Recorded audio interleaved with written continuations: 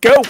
What's up, my fans? Welcome back to another, again, weekly edition of Mixed Martial Arts News, coming to you live from Two in a Split. row. Don't get too greedy. Maybe we'll come back. I don't know. Maybe we'll come back.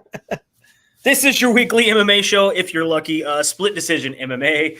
I am here live in studio at the SinCal Studios inside of SinCal Industries here in Modesto. Dennis is virtually somewhere. I'm in the old studio. You're in the original studio, Studio 1.0. 1.0. Or is it 1.5? Do we count 1.5? Do we count the old rock show as a studio? Okay. Or downstairs. Downstairs on the table. I mean, I don't know. Right. Things have moved around so much. It's hard to actually believe we are here.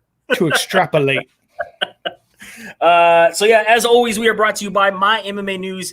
We do this once a week, usually, now, hopefully, again. And they do MMA news every day, 24 hours a day, 365 days of the year. Good friends of ours, Eric Kowal and his guys over there do an amazing job. And huge staff. As well as healthlabs.com. Healthlabs.com. Health Labs is a testing site where normally you can go get blood work if you are a fighter. So I think actually some of these fighters, if they start opening things back up after this whole thing, can still go to Health Labs, get your blood work done for MMA when you are allowed to in your state. What they do is they have thousands of accredited labs all over the United States. You go onto their website, you order your tests. There is they don't worry about insurance. You don't have to have insurance. They don't worry about any of these other things. As low as like $79 is what it was, right? You get blood work done for MMA. Right.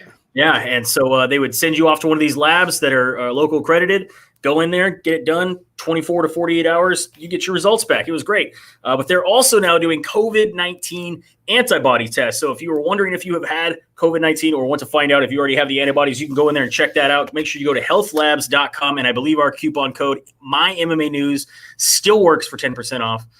Make sure you check them out. Let's jump into all the crazy news and things that we have going on. I don't know if it's necessarily crazy, but there's some stories. I mean, we want to go crazy. We can start with the craziest story. In my opinion, the craziest story of this week isn't necessarily MMA related, but it's USADA related. So we definitely got to talk about it. Two athletes that are tested by USADA. Let me see. I have their names here. One is a boxer, and I think one of them plays softball. Both girls. We have Virginia Fuchs, Fuchs, and Madeline Buckles. Both had their tests come back in positive for banned substances. Now, the banned substances, at least in the one that was a boxer, was letrozone metabolite methanol, also known as GW1516 in a metabolite, which is it's a hormone and metabolic modulator, which is still 100% not allowed in competition, obviously. However, both these athletes have been cleared of all charges, and because of the cause of these substances was through sexual transmission. How's that work? So whatever dude they were hooking up with obviously had these in their system, and because they had sex with these dudes, they also had it in their system, and that's how low how I guess threshold is, how high the threshold or the low the threshold is for these substances. Now they're talking obviously Novinsky, who runs the UFC. So would that be? So is that dicograms instead of picograms? It's something, and it's DIC. It's just little right. Yeah, so Jeff Novinsky talked about that. Yes, this is something obviously that they have been doing with UFC athletes where they are having to change threshold numbers that USADA tests at a very, very, very low number. They're able to detect that low, and that they need to change the thresholds in which athletes are in trouble. Obviously, these two athletes are no longer in trouble. At the time, though, they were caught. They were suspended. So they have released all of those suspensions, but that's just crazy. Well, it just shows you that the level of how sensitive the tests are right now. Yeah, and that's the thing that Novinsky was talking about, is that they've changed, at least for the UFC's level, that some of these levels are going to have to be adjusted based on things like this. That basically this girl's partner was taking it under a therapeutic use for his own needs, and it was transmitted due to sexual intercourse. Crazy. Wow, crazy stuff. What else do we got going on? We got Invicta coming back. Invicta is going to be back July 2nd. Invicta 40 will be in Kansas City, overseen by the Kansas State Athletic Commission. They are able to come back. That will also be on Fight Pass. You can make sure you check that out if you have Fight Pass. We got the main event, strawweight title challenger, Emily Ducote will be taking on Juliana Lima. So that should be a good fight. Make sure you check out Invicta when it comes back July 2nd. We also have a bunch of fight announcements from the UFC. Let's see what we can get into here. We got Dustin Poirier against Dan Hooker. That is going down July 27th on ESPN. That's going to be a fight night out of Las Vegas. That's the number 3 against the number 5. This is a fight that guys have been talking about. This definitely has fight of the year candidate written all over it. I'm excited for Dan Hooker against Dustin Poirier. Oh, it's going to be a brawl. This is definitely going to be a brawl. It was not it was. You know, it was one of those things where you knew these guys were going to cross paths at some point, especially with the Rise. Yeah, or you hoped anyway. You at least hoped. Yeah, right. Also on that same card, another fight. You got welterweight matchup between Mike Perry and Mickey Gall. I kind of like that fight. That's an interesting fight there. It depends what Gall shows up, though. That's true. But it's same thing with Perry. Same thing with Perry. Both these guys are, roller coaster fighters. They're up, they're down. Yep. They're up, they're down. And then we also have Aspen Ladd against Sarah McMahon on that card, which I think that's a very good fight, and I'd be interested. And that's going down June 27th. That's a Saturday. That will be on ESPN. So make sure you guys. That's going to be a good fight to actually gauge Aspen. For sure. And then we got Stipe Miocic and DC. Now, we don't have a date yet, but we have a lot of talk. Stipe Miocic has put out a thing that says August. Yeah, it says the time is ready, who is ready, and Daniel Cormier took a screenshot and showed his contract that was signed, and they're saying August. However, of course, you got Francis Ngannou throwing a little shade out there saying it's been almost a year, so stop fighting on social media and just sign the contracts on your desk or move on. Let's go. He's telling both these guys, come on, let's just move on. Well, because he's like a beast, man. Yeah. I mean, they, like we said, once they started working with him at the athletic center, I mean, they just chiseled him out. Yeah, he's looking real good. And then we also got another big one, UFC 253.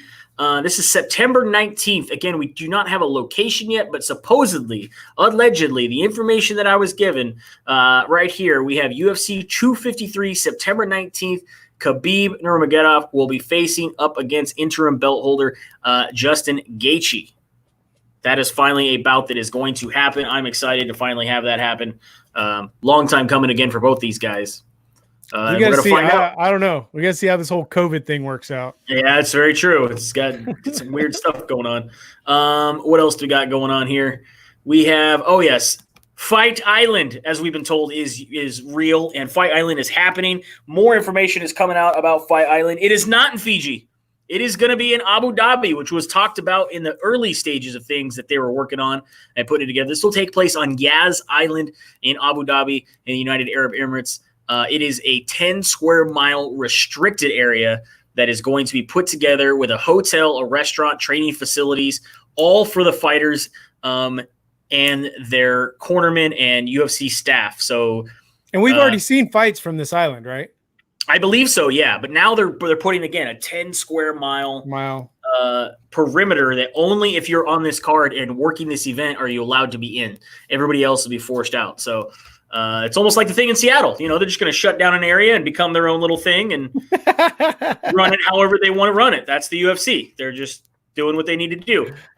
Big fights on this card, which is going to be fantastic. Oh, and by the way, this is going down July 11th. July 11th at UFC 251. You have three title fights. You got Kamaru Usman going up against Gilbert Burns, as obvious negotiations have broken down with Jorge Masvidal over fighter pay. Gilbert Burns is getting that title shot going up against Kamaru Usman at welterweight.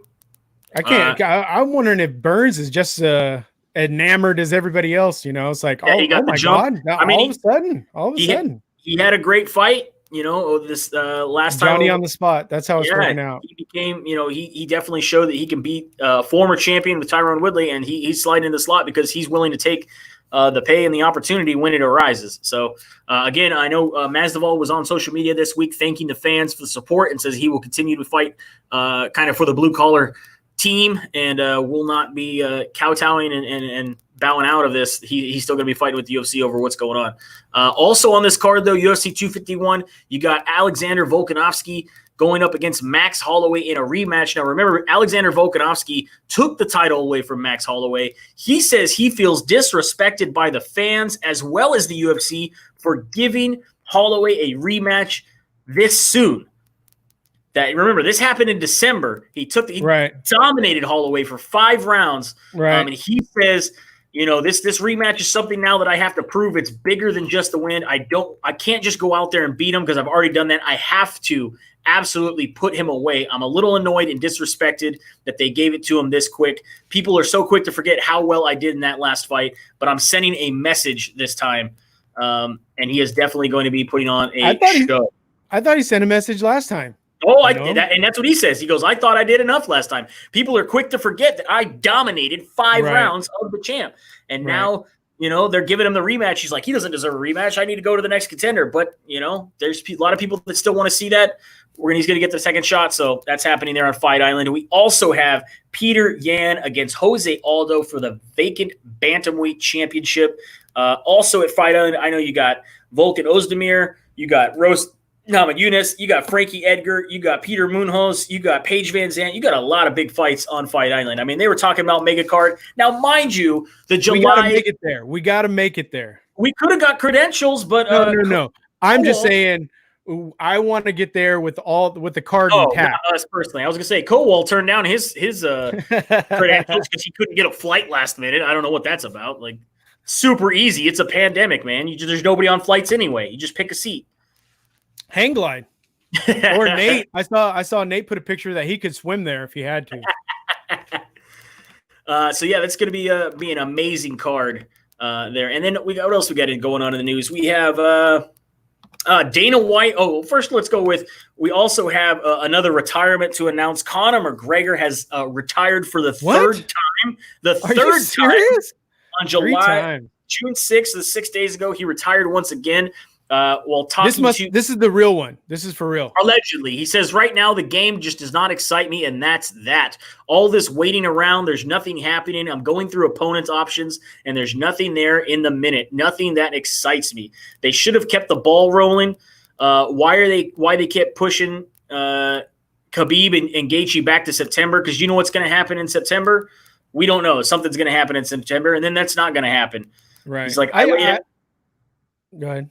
He said, I laid out plans and a method, and I thought that was the right move. I thought we could just kind of go, and they just keep dragging it on and dragging it on. They should have done me and Justin for the interim title and keep this ball rolling. However, they decided not to. I also asked for a fight on social media with Anderson Silva because that excites me. However, even Anderson Silva and McGregor both agreed to that. UFC did not have that as an option. He said, so there's nothing there for me. I'm not excited. When Anderson came along, I was fucking mad. That's a mad fight. That's one.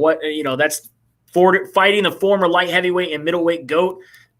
He's like, that would have been a rewardable fight. However, they say he's old and he's over the hill and he's past his prime and no one's going to buy it. He says that basically he's walking away. There's just nothing out there and he's done. He's bored of the game. Bored of the game. I think him, Masvidal, Jones, a couple other guys. I think Dana had them all on a what do you call that? Like a conference call. And he just told him, there's no money. I don't have any extra money to give you. I can't give you your tens of millions, McGregor. I can't give you your, what the Jones wanted boxing money. He's like, I can't give you Deontay Wilder money. It's just not there. Everybody's on bare bones. We have talks about that. Dana White recently went on, ESPN First Take and had a little bit of a bout with Dominique Foxworth, former NFL player and sports reporter.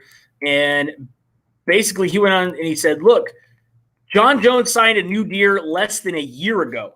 He's got 8 fights still left on his deal. What do you want me to tell you? He's already got a deal. Same thing with Masvidal. He signed a new deal 7 months ago. They have brand new deals that they were more than happy to sign less than a year ago, and now they have issues. I don't understand. Dominique Foxworth pointed out, well, just because they signed a contract doesn't mean that it was a fair contract. Maybe that's why. And he says, look, Dana White says, does anybody ever feel like they make too much money? No, nobody acts like that. Nobody does. If we're talking about a thing where these guys had old contracts from 3 years ago, and it's like that was 3 years ago and I didn't get this, let's renegotiate, but they signed less than a year ago, some of them only months ago. And he said, by the way, I don't know if you know this, but we're in a pandemic and there's no other sports going on. Every other sport is arguing about money. He's like, and I haven't laid off one single employee. I haven't asked any of my fighters to take less money, and I'm not crying that I don't get any gates and I don't have this and I don't have that. I'm not crying. I'm just running my business. I'm paying everybody. I think it's easy to be a business owner right now here today if you're right out of your mind. There has never been a harder time to do business. So guess what? I'm just still here pulling it off. Foxworth had a rebuttal that said, look, I don't know the ins and outs of the fight business, the specifics, but I do know the ins and outs of sports labor. And I know when you have a bunch of angry, upset athletes, there's normally a reason why they are angry and upset. Right. So I don't know what's going to happen here. Of course, we've had talk for many, many years of a fighters union. They put up that poll we talked about last week where they want Conor McGregor to be the sports ref or the representative for them. I don't know if you want him as your representative, but that's just me, Yeah, things are definitely in a strange spot like right now. But like you said, we are in a pandemic. We are having some things going on. It's not like the money's just flowing in like it was before. A lot of things are shut down. You can't go to a lot of places. They're not getting the gates. They can't promise extra money from sponsorships. They can't promise extra money from, pay-per-view numbers and gate numbers and all these other things if it's not there. Right. So it's in a very tough spot for everybody, I think, across the board. However, it's just, again, very strange. You got a lot of your top guys. I mean, you have John Jones, you have Masvidal, you have Conor, you have all these guys talking about leaving or wanting out or being released from contracts or everything. So it's very, very interesting to see as this continues to grow. Right, and just the fact that like more people are adding on aren't helping the issue at all. But I get it. I mean, if you can get the money, but at some point you got to just work, Just got to push it, right? Right, you just got to go to work. And then what do we have? Especially if you signed, like they said, you set up work for a certain amount of money. And I get it. Now, some of the fights are bigger. You're going to fight bigger people, bigger names or whatever. But you set up, I will work for you for this amount of money. Yeah. Contracts are a funny thing, man. And the fight contracts, they're talking about should they restructure it. Now, I hear this across the board with all businesses. All businesses during this time are figuring out new ways to do business, figuring out ways to fix their business or break their business or try to do something new. And one of the things that they are talking about is that they should get rid of the, kind of show win money structure, that they should have a, kind of like the PFL, your favorite brand is doing. These guys get a guaranteed amount of money. It's for the season and they can get bigger bonuses for wins or for knockouts or that sort of thing. But otherwise they're going to get guaranteed money and not a show up and fight money. So maybe I don't know, but the only problem with that is where's the PFL right now? They're on pause, right? They're not doing anything. So their model of business is not showing me that it is something that's sustainable, even in what's going on now. But I mean, we had last it could week, change. Right. So like last week or the week before, we had somebody who won big time. I think he won by a tap out, something, but he was mad. And Joe Rogan's like, why aren't you happy that you won? He's like, because it wasn't a finish that I'm going to get that 50,000. And so I'm going to have to go to work tomorrow. I'm going to have to go to work tomorrow because I didn't get that 50,000, So it's kind of the business. And I know athletes hate hearing this, but it's kind of the business you signed up for. Right. That's what I'm saying is if you sign a contract to do said work for a certain amount of money, it's like bid work, Yep. I bid work before where I thought I was going to make tons of money. And then there was so much work involved. I ended up working for around minimum wage. So You just bid it wrong. Well, we have a UFC 250 happened over last weekend. This was out of Las Vegas at the Apex Center. It's very strange seeing these big fights go on inside of this facility. I think it's awesome, but it also, I think some people are coming into these fights, they're not ready at all. I'm expecting at some point the UFC to do the Demolition Man thing again, something taken from the future, and just have boxes of heads as the audience, and people can like buy in for their seat. You know what I mean? That would be awesome. Wouldn't that be cool? You buy your seat and it's just your head sitting there in a little box like we are right now, and it's like you can watch the fight, and then at least you could hear the crowd and you could see stuff going on. Oh, and then they could just pump the audio from your screen into the overhead. Yeah. I think that'd be cool, man. All right, anyway. Let's move on from there. So let's go on to the undercard. This was on ESPN Plus, Fight Pass, and ESPN. It was on all three. You had Herbert Burns gets the win over Evan Dunham. Devin Clark over Alonzo Menafield, and Alex Perez over Husiad Formiga. Any of those stand out to you that you want to? Burns is there. Burns is there to get it done. Herbert Burns. The first Burns. On your prelims card on ESPN and ESPN Plus, you had Maki Pitolo get the win over Charles Byrd. Cody Stamann gets the win over Brian Keller. Ian Heincht gets the win over Jared Meerschaert. And Alex Caceres gets the win over Chase Hooper in a unanimous decision. What did you think of Bruce Leroy's performance? I liked it. I liked the exchange back and forth. I liked that they were on the ground and they were standing up. So, I mean, you got to see the best of all of both worlds from both of them. You know, I'm glad Hooper took him so long.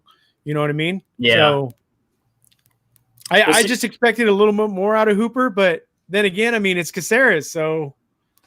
There you go. The guy's he is definitely out there as far as his training methods and what he does in the cage. Definitely, it throws a lot of guys off. Right. On your main card, Sean O'Malley gets the win over Eddie Wineland and a knockout in round one. Man, put on a show. Definitely cemented his status at bantamweight. Again, putting away a very crafty veteran in Eddie Wineland. Whatever they're doing in his camp now, it's working. It is definitely working. You got Neil Magny gets the unanimous decision win over Anthony Rocco Martin. Aljamain Sterling gets another win, this time over Corey Sandhagen. Your submission, rear naked choke, round one. And then Sandhagen didn't have nothing. No, Aljamain Sterling, they look like a beast, man. Yeah. Cody Garbrandt gets the win over Rafael Sunsao, knockout in round two. That was such a cute, like a duck swing. Woo! Oh. It was a big swing. Now you have a little bit of beef going on between Cody Garbrandt and Sean O'Malley. Sean O'Malley feeling his KO was better, feeling he wants the fight now against Cody Garbrandt because he wants to make sure he moves up and prove that he is better than Cody Garbrandt. What do you think, A, of that fight, and B, whose knockout was better? O'Malley. You like O'Malley's knockout better? Yeah. And would you like to see them fight? Oh, yeah, definitely. Yeah, definitely. I think, I don't know. I think Cody's footwork's a lot better. But, again, I mean, if O'Malley reaches out and touches him the way he's been touching people lately, I don't know if he can take that on the chin. I think Aljamain Sterling should be taking on the winner of Jose Aldo and Peter Yan, and then you got Cody Garbrandt against Sean O'Malley for the next spot. That's my matchmaking ability right there, just off this one card and everything we've seen lately. I think that would be fantastic. Put them on the same card. Right. But I mean, do you think either one of those, O'Malley or Garbrandt, have an answer for Sterling? As much as I don't care for Sterling, I like you Sterling. said, he came in kind of beastly. Yeah. Yeah, it'd be definitely interesting. It'd give him a little bit of time, and I think that'd be a good test. You also got Amanda Nunes gets the win over Felicia Spencer. Unanimous decision, 50-44 across the board. Man, she put in the work, proving she is. Spencer can take a licking, boy. She can take a licking for sure, but Amanda Nunes proving she is the GOAT for a reason. Oh, yeah. There's no doubt. I mean, is there anybody on the horizon? I don't know. We said there was nobody on the horizon. I don't think so. Yeah. I don't think so. I mean, this was kind of a last ditch effort in my opinion. I think you got Spencer, who could go back into the gym now and maybe work around some of the stuff that happened. Maybe, I don't know. She just, she seems so much slower, but that's what everybody seems compared to Amanda Nunes right now. I mean, even the last fight with Cyborg, she was so much faster and so much more on point, you know? Yeah. Let's see what we got here. Let me see if I can bring it up quickly. I mean, you still got the UFC not even putting anybody in featherweight. I mean, on their rankings officially, there is not a single person at featherweight. You just have Amanda Nunes at the top as champ. Are they shutting down the division? Are they doing it? I mean, this was a featherweight fight, but and then you go back to bantamweight, and it's again Juliana Pena is the only one I haven't seen her fight yet. That I think might give her at least something, but I don't think it's going to be much. That's just my opinion. But I don't think Pena can take the beating that Spencer just took. No, and that's the thing. Again, she's the only one because she's on the rise and she's come back. She had a great comeback fight, but I just don't see her dominate. I mean, things have happened. We've had people shock the champion, shock the challenger. Be the challenger that shocks the world. But right. I just don't think it's. We didn't think anybody was going to knock Jezerjek out either. Yeah, for a little while, for sure. Rose we thought she was on point. Her hands were perfect. And then she got some bolt-ons and then lost momentum. messed her up. Threw her timing off. So you got something. UFC on ESPN, UFC on ESPN 10, UFC Apex Center, UFC Las Vegas. I don't know what we're calling this. UFC on ESPN, I versus Calvillo is what they're calling it. ESPN hashtag. All the hashtags. We have on your undercard Christian Aguilera going up against Anthony Ivy, Tyson Nam against Zaruk Adashev. Mind you, that fight is now going to be at catchweight as Adashev came in 2.5 pounds over the weight limit. Julia Alvia going up against Gina Mazzani. Charles Rosa going against Kevin Aguilar. You got Mariah Agapova going against Hannah Cyphers. That is all on the prelims. Still on ESPN, still on ESPN Plus. And then you go on to the main card, Jordan Espinoza going up against Mark De La Rosa. You got Andre Touchy-Feely going up against Charles Jourdain. Another catchweight, Marib Devashvili going up against Gustavo Lopez. And I think that was because that was a short notice fight. I believe, yeah. Is that the one Borg pulled out of? Yeah, Ray Borg was supposed to originally fight Devashvili as Gustav Lopez is stepping in for Ray Borg. They said due to personal reasons. I've been told there's a couple people that are actually tested positive for COVID-19, and that's why they are not on this card. However, I do not have the exact information of confirmation on that. It's just a rumor that was floating around out there on the boards. So maybe that's the reason. Carl Robinson also fighting Marvin Vettori. Again, another catchweight fight as Robinson came over 4.5 pounds overweight. That fight's now taking place at 190. And then your main event, Jessica I against Cynthia Calvillo. Again, another catchweight. However, this one's not. It's a 1/4 pound. Jessica I came in a 1/4 pound overweight. So that is what we got going on. I am taking, let's see. Let me look at this one more time. I'm going to take Jessica I. I'm going to take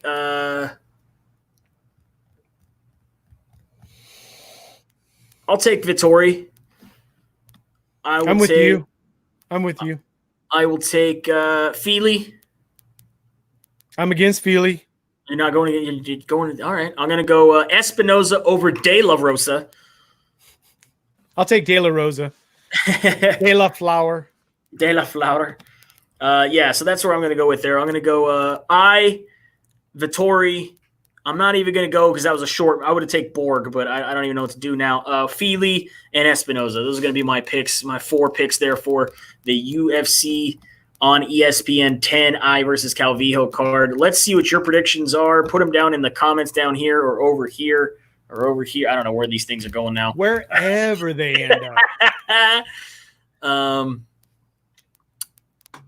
Yeah, we got somebody saying he missed weight again. Yes, I believe she missed weight in the last fight, but this fight was only a 1/4 pound. Let's see what it was in the last one. Yeah, it was 5 pounds last fight. Like she didn't even try. Didn't even try. That's right. I remember that. 5 pounds. That was crazy. But yeah, so that is it. That is your week of fights. That is your fight card. That is your news. That is everything. Remember, if we did not cover it, you could probably find it on mymmanews.com because they cover everything. We just like to talk headlines and our opinions. As always, page 6 stuff. We get some page 6 stuff. Yeah. We got sexually transmitted PEDs. That's the name of the band for this week, man. There you go. That's who plays our opening track. Okay, that's the name of the band. That's right. That's the name of the band. Sexually transmitted USADA violation.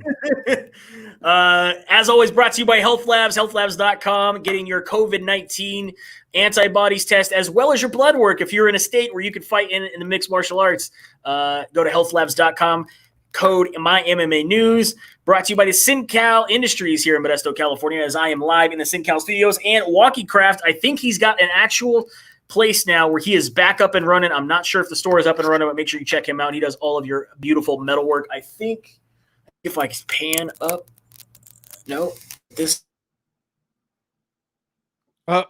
You broke it. Good going. Well, guys have a good night, and we will see you at the fight.